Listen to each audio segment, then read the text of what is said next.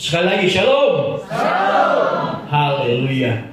Bapak Ibu Saudara, hari ini kita mau belajar satu hal tentang firman Tuhan, dan saya percaya ini akan memberkati Bapak Ibu semua Saudara. Kita akan belajar tentang kebenaran yang mengubahkan hidup kita. Nah, Bapak Ibu Saudara, boleh lihat layar di depan? Lihat apa Bapak Ibu Saudara? Nah, apakah hari ini saya akan berkhotbah tentang KFC? Haleluya. Nah, oke, Bapak Saudara, saya tidak akan berkhotbah tentang KFC, oke? Mungkin yang belum makan tadi sore mulai kelaparan ketika melihat logo ini. KFC jagonya ayam. Oke, Bapak Saudara, kalau diperlihatkan kepada Bapak Ibu Saudara semua, logo seperti ini, maka yang ada di pikiran Bapak Ibu apa? Makanan. Paling utama apa deh kalau KFC? Pasti ayam goreng. Karena tagline-nya udah jagonya ayam. Oke, saya bukan promo Bapak Ibu, saya tidak di-endorse oleh KFC. Dan selanjutnya Bapak Ibu, kalau Bapak Ibu lihat ini apa? Bapak Ibu, tadi saya nggak masukin Yamaha atau Suzuki karena saya pakainya Honda. Bapak Saudara, kalau ini juga ditampilkan kepada Bapak Ibu, maka sekilas akan terbersit tentang apa? Kendaraan motor. Oke, lanjut. Nah, kalau ini BCA.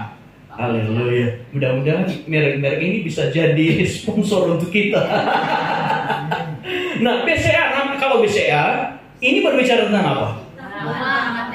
Tentang keuangan, ATM, bank, segala macam. Satu lagi. Kalau ini, siapa sih hari-harinya nggak tahu tentang ini?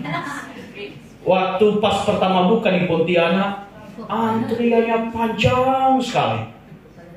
Saya masih ingat, saya ikut ngantri. Saya ngantri dari jam 9 baru dapat jam 10. Itu pun sudah sepi. Demi menyenangkan hati istri. Ya. Ngantri 1 jam Bapak Ibu hanya untuk mencoba misue. Nah, oke Bapak Ibu Saudara. Nah, keempat hal ini tadi saya berikan contoh, cukup tahu kita familiar apa sih tentang Misue, apa tentang BCA, tentang Honda, dan tentang KFC. Namun kalau tentang ini Bapak Ibu Saudara, lanjut KFC.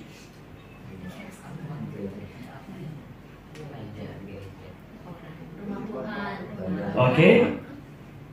Kalau Bapak Ibu Saudara, tadi KFC heboh, Honda juga heboh, BCA juga heboh, Misue heboh, tapi giliran dapat gambar ini kok senyap. Bapak Ibu Saudara, ada apa di dalam gereja? Apakah juga ada ayam goreng di dalam gereja seperti KFC? Nah, ini jadi perenungan pribadi kita hari ini, supaya menjadi alasan kuat kenapa Bapak Ibu ada di tempat ini saat ini.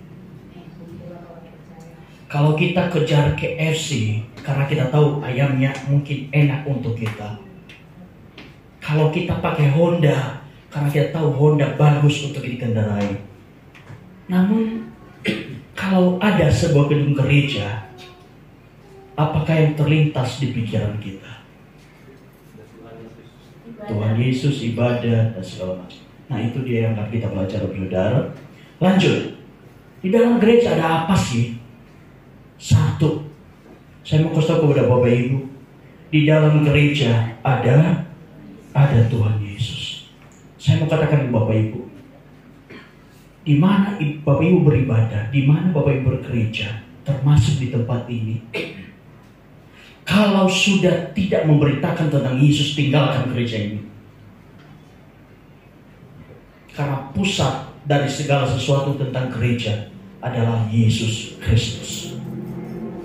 Kalau saya berhenti memberitakan tentang Yesus Kristus, berarti gereja ini selesai dan gereja ini gak perlu ada. Pertama, kita harus tahu bahwa di dalam gereja pasti ada kehadiran Yesus Kristus. Kita baca sama-sama Matius 18 ayat 23 ya.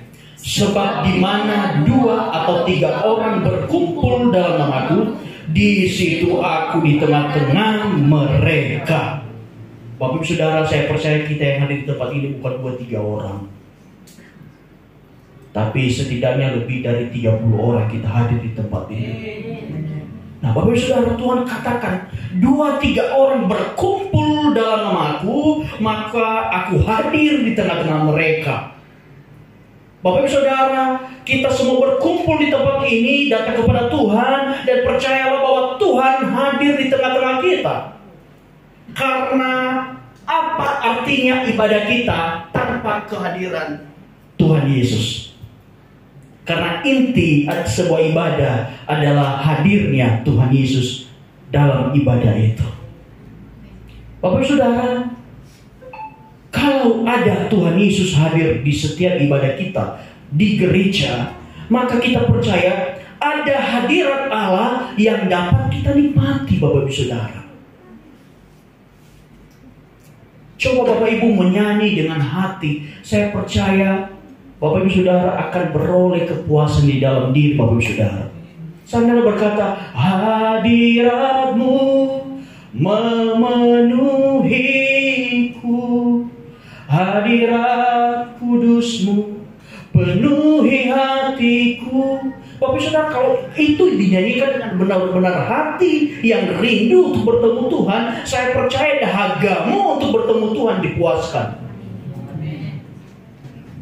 Kita semua datang ke tempat ini karena kita punya kerinduan. Kita ingin mengalami perjumpaan pribadi dengan Tuhan. Kita ingin merasakan hadiratnya. Sebab hadiratnya itu akan menyegarkan tubuh, jiwa, dan roh kita, Bapak Ibu Saudara.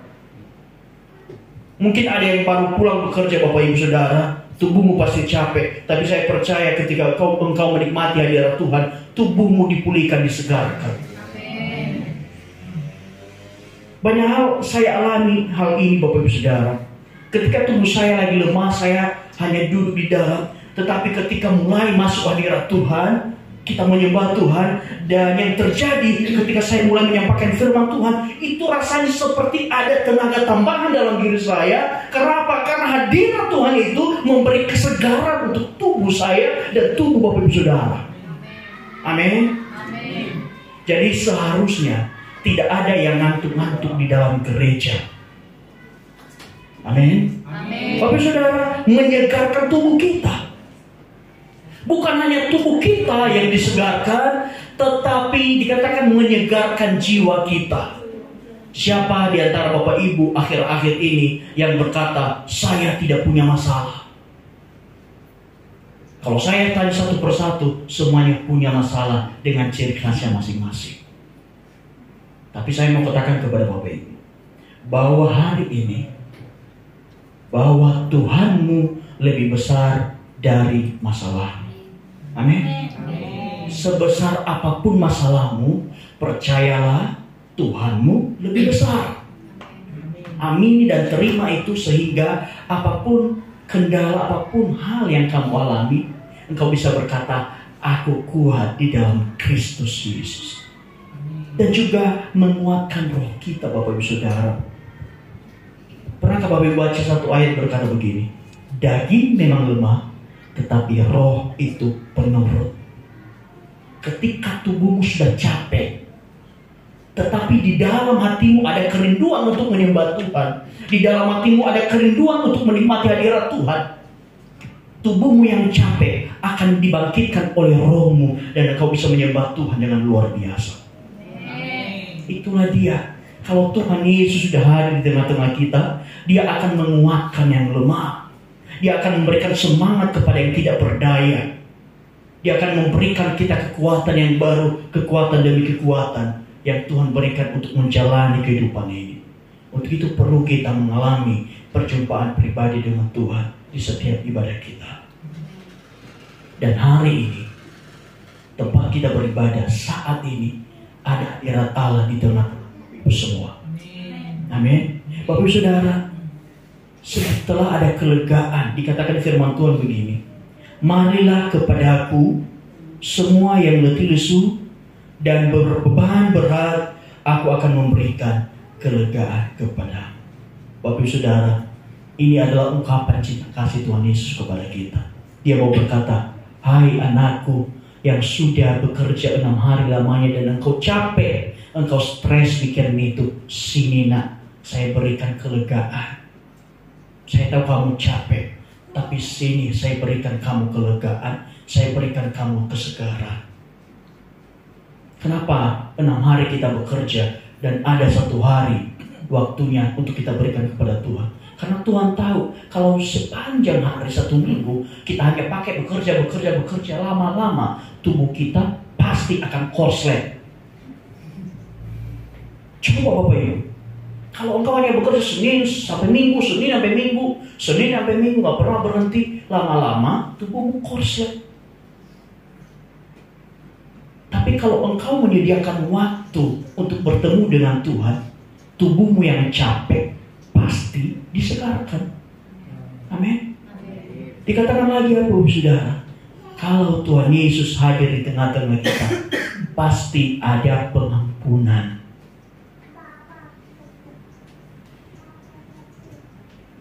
Bapak Saudara, yang sering kali menuduh kita, kamu bersalah, kamu berdosa, itu adalah iblis. Supaya tujuannya apa? Kita mengkonfirmasi, oh iya saya berdosa, saya tidak pantas, saya tidak layak, sehingga berkata, saya masih belum layak untuk datang ke gereja, saya ini orang berdosa. Nah itu yang iblis senang. Tetapi Tuhan mau berkata kepada kita, pada saat kita mengalami perjumpaan pribadi dengan Tuhan, Tuhan mau katakan hal yang manis ini kepada kita. Pergilah dan jangan berbuat dosa lagi.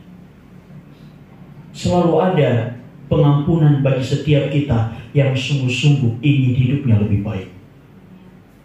Selalu ada pengampunan bagi kita yang sadar bahwa dosa itu menghasilkan maut dalam hidup kita. Sehingga setiap waktu kita harus maintenance terus bertemu dengan Tuhan. Supaya apa? Supaya kita dikoreksi, hidup kita dibaharui. Bapak Ibu Saudara, makanya saya heran. Orang berkata, gak usah ke gereja deh, gak apa-apa, gak usah ke gereja. Orang gereja juga banyak dosa kok. Saya katakan begini Bapak Ibu, kalau orang gereja aja masih banyak dosa, apalagi orang di luar gereja. Kalau orang gereja aja masih berjuang untuk hidup yang lebih baik, lah apalagi yang tidak pernah ke gereja. Karena minimal Bapak Ibu Saudara, kalau kita ke gereja, minimal kita bisa mendengar khotbah. Dan saya percaya sedikit khotbah itu akan nyantol di pikiran kita. Dan suatu saat itu akan membentuk dan mengubah hidup kita. Amin. Dan kemudian Bapak Ibu Saudara, kalau Yesus hadir dalam setiap ibadah kita, pasti ada mujizat. Karena di mana ada hadirat Allah, di situ ada mujizat. Coba Bapak Ibu Saudara baca Alkitab di kejadian dari perjanjian baru, dari Matius sampai selesai. Maka Bapak Ibu akan melihat setiap kali Tuhan Yesus hadir di tengah-tengah orang banyak, maka pasti terjadi mujizat. Yang buta bisa melihat, yang lumpuh bisa berjalan, yang kusta bisa ditahirkan, yang tuli bisa mendengar. Di setiap ada kehadiran Yesus. Nah, kita percaya juga Bapak Ibu Saudara, kalau di tempat ini ada hadirat Allah, ada kehadiran Roh Kudus, maka saya percaya ada mujizat demi mujizat yang Tuhan adakan di tempat ini. Amin. Dan kemudian selalu ada berkat yang dicurahkan kepada kita. Karena apa? Allah selalu rindu memberkati kita, anak-anaknya. Bapak Ibu Saudara, makanya di firman Tuhan dikatakan begini, carilah dahulu kerajaan Allah dan kebenarannya, maka semuanya itu, Bapak Ibu tidak disebutkan hanya ini, kata semuanya itu akan ditambahkan kepadamu. Tetapi kuncinya apa? Cari dahulu kerajaan Allah dan kebenarannya. Kebanyakan orang hanya motong setengah ayat. Dia hanya cukup senang dengan maka semuanya itu akan ditambahkan kepadamu. Dia lupa bahwa Tuhan berkata, cari dahulu kerajaan sorga dan kebenarannya. Pada saat kita sungguh-sungguh datang ke tempat ini mencari hadirat Allah, ketika kita mencari kemuliaan Allah, maka berkat itu bukan untuk kita cari, tapi berkat itu untuk kita nikmati. Bapak Ibu Saudara, nanti Bapak Ibu Saudara akan merasakan apa sih yang disebut dikejar berkat, bukan ngejar berkat. Kalau kita ngejar berkat, capek nggak dapat. Tapi kalau kita mengejar Tuhan, otomatis berkat mengejar kita. Amin. Haleluya. Itu yang pertama Bapak Ibu Saudara. Di dalam gereja, di dalam ibadah, ada Tuhan Yesus. Kedua Bapak Ibu, lanjut. Setelah ada Tuhan Yesus yang hadir, di dalam gereja ada apa lagi sih? Kemudian kedua ada proses. Bapak Ibu Saudara, perlu Bapak Ibu tahu, Tuhan rindu hidup kita berubah. Ada perubahan dalam hidup kita dari buruk menjadi baik. Dari yang hidupnya sembarangan, sekarang hidupnya terfokus kepada Kristus. Dari yang hidupnya tidak karu-karuan, sekarang hidupnya sangat berarti di hadapan Allah.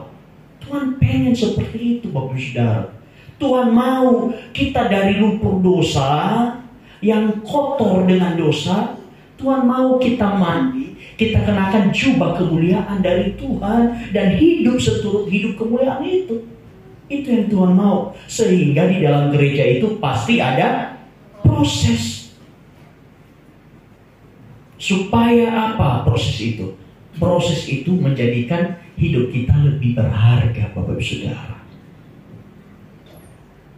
Satu ikat singkong paling 10.000 harganya. Tapi setelah dibersihkan, digoreng, dikasih sambal, saya percaya yang hanya 10.000 tadi bisa jadi harganya 100 sampai 200.000. Jangankan itu deh. Kita makan bakso samping jalan, mereka jual es teh. Es teh harganya 4 sampai 5.000. Coba ke mall namanya berubah jadi iced tea. Oke? Di warung namanya es teh, di mall namanya iced tea, sama-sama es. Harganya bisa 10.000, 15.000. Itu karena apa? Faktor tempatnya. Begitu juga dengan kita. Kalau kita menceburkan hidup kita di dunia ini, maka nilai hidup kita akan seperti itu saja.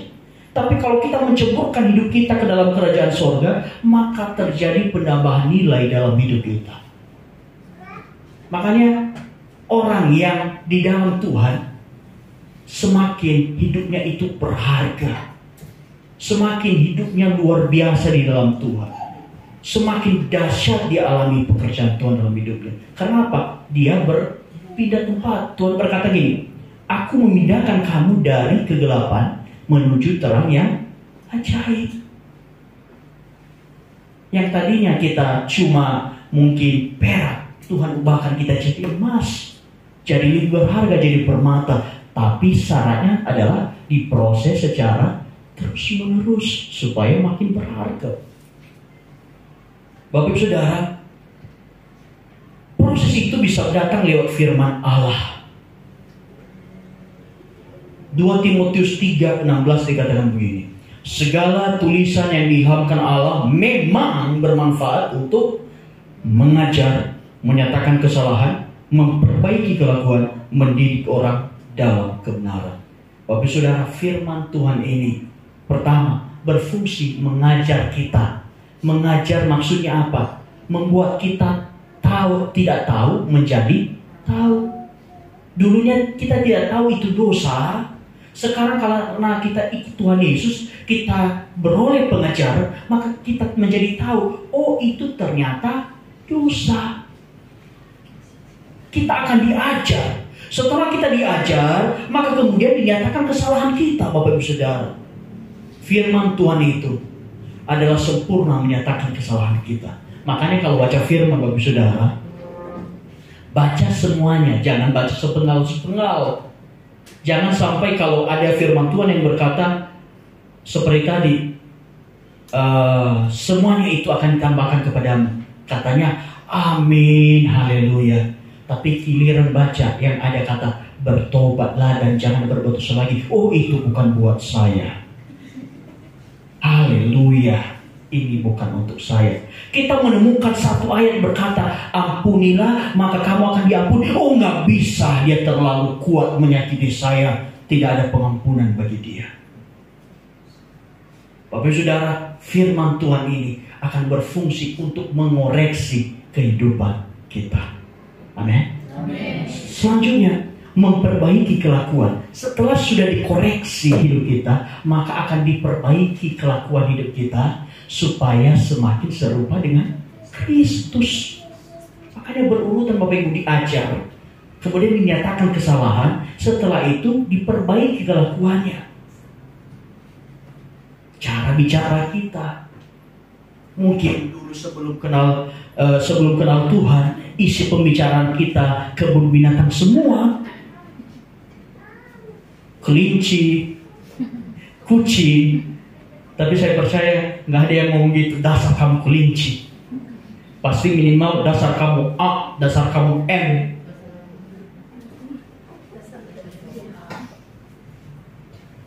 Bapak Ibu Saudara, setelah dididik, setelah diperbaiki kelakuan, kemudian dididik dalam kebenaran supaya hidup kita benar-benar serupa dengan Kristus. Itu baru pertama, diproses lewat firman Allah. Kedua, prosesnya itu kedua, ini lebih sakit lagi Bapak Ibu Saudara. Diproses lewat sesama. Ini biasanya paling sakit Bapak Ibu Saudara. Dan biasanya tidak sedikit yang berontak dan nggak tahan. Nggak usah jauh-jauh, sesama itu siapa? Sesama itu siapa? Suamimu, istrimu, anak-anakmu. Itu yang paling dekat. Semuanya akan saling membentuk, semuanya akan saling menajamkan. Dikatakan begini, besi menajamkan besi, orang menajamkan sesamanya. Perhatikan baik-baik ketika engkau suatu saat digesekkan dengan orang, jangan pernah berkata, Tuhan saya nggak tahan. Itu fungsinya supaya engkau ditajamkan. Tentu proses penajaman itu ada yang rontok. Kalau kita pemarah, maka kita akan ditajamkan dengan orang yang suka cari gara-gara.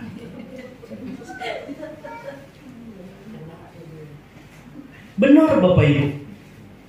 Kalau kita pemarah, kita akan ditajamkan untuk bertemu dengan orang yang suka pancing-pancing emosi.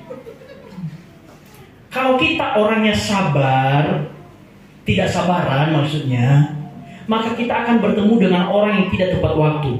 Kita janjian jam 6, kita jemput dia 15 menit sebelum jam 6, ternyata dia baru selesai dandan setengah 7. Biasanya ini sering dialami para suami. Jadi Bapak Saudara, setelah udah dibekali firman Tuhan, maka baru actionnya lewat sesama. Makanya jangan pernah, makanya saya paling takut Bapak Saudara kalau saya berdoa, Tuhan buat saya lebih sabar. Saya nggak akan minta itu Bapak Saudara. Saya akan bertobat dengan sendirinya. Karena saya minta, kalau saya minta Bapak Saudara, Tuhan buat saya lebih sabar, sebentar lagi ada orang yang menguji kesabaran. Jadi nggak usah minta Bapak Ibu. Apalagi besar-besar suara di tengah-tengah orang, Tuhan berikan aku kesabaran. Iya, itu dicoba. Jangan sok-sokan Tuhan minta kesabaran, tapi baru dicoba dikit udah meledak. Bapak Saudara, dibekali firman Tuhan, kemudian tindakannya lewat sesama ditajamkan.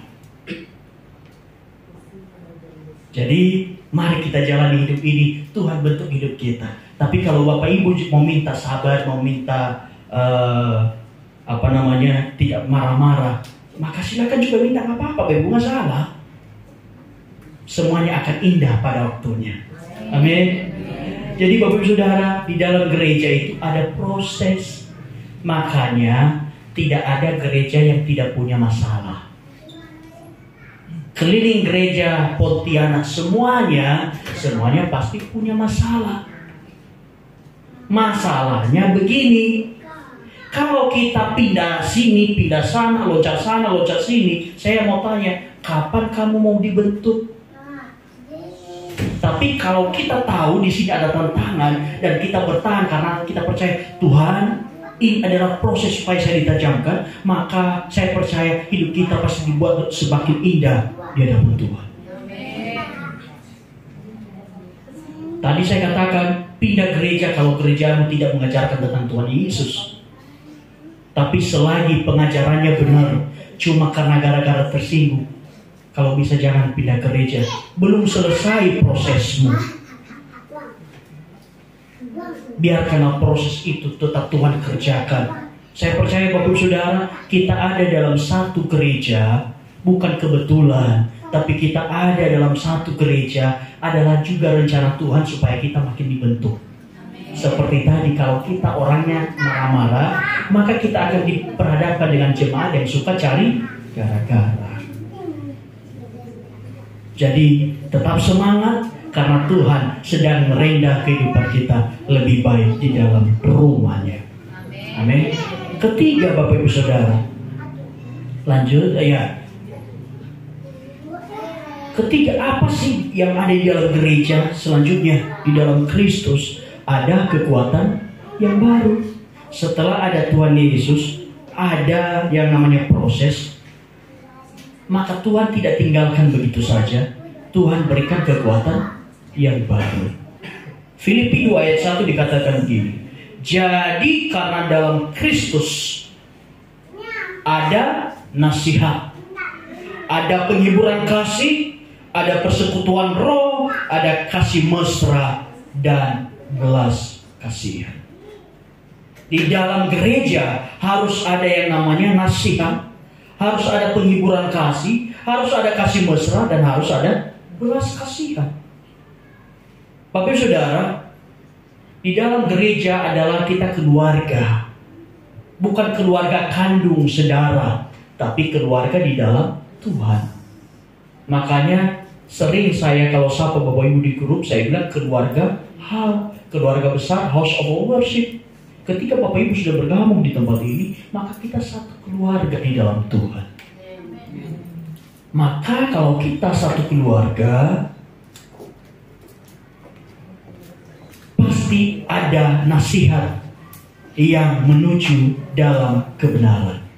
Bapak Ibu Saudara, ketika Bapak Ibu ada di gereja, ada dalam penggembalaan, maka satu hal yang saya percaya, akan ada nasihat Bapak Ibu.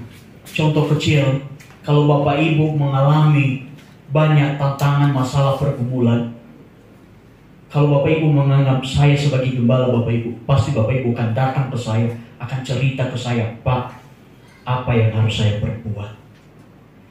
Ada nasihat. Nah, nasihat itu tujuannya apa? Nasihat menuju ke dalam kebenaran. Makanya di Mazmur dikatakan jangan meminta nasihat kepada orang fasik. Karena kalau minta nasihat ke saya pasti arahkan ke jalan yang benar.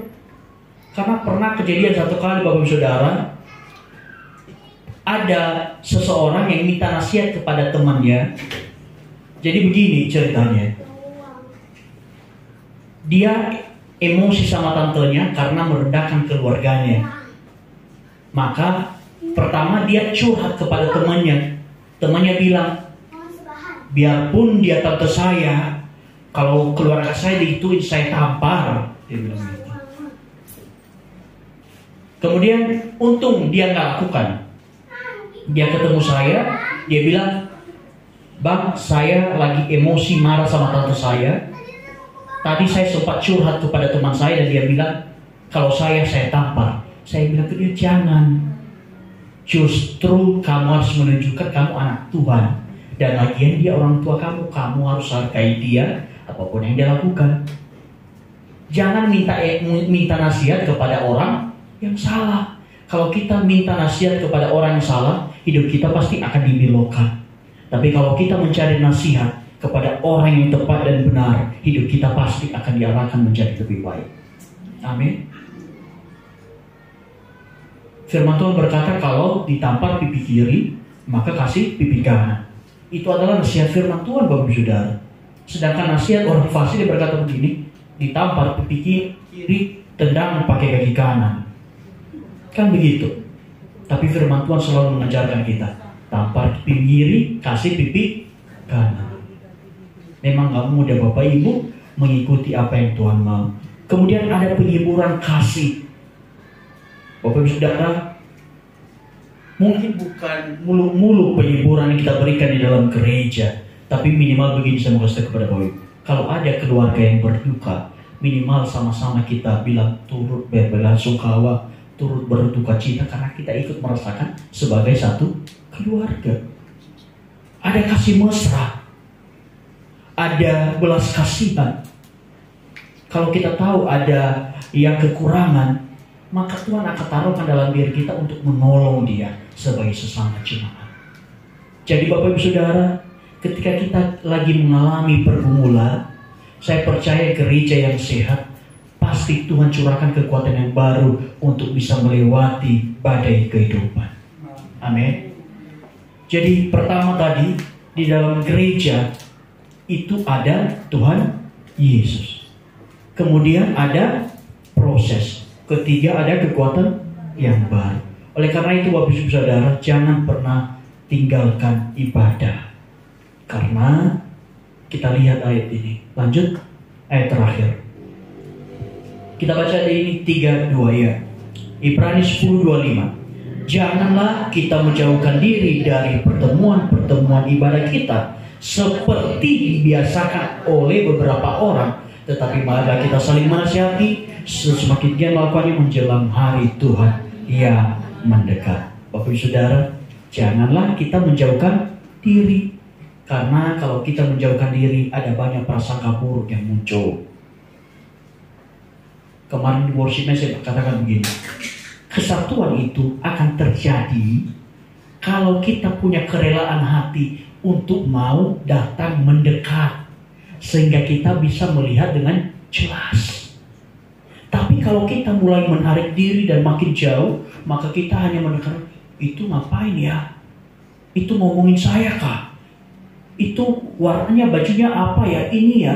Kenapa? Nggak melihat dengan jelas, menjauhkan diri. Yang baik apa kata Tuhan? Janganlah menjauhkan diri, melainkan mendekat.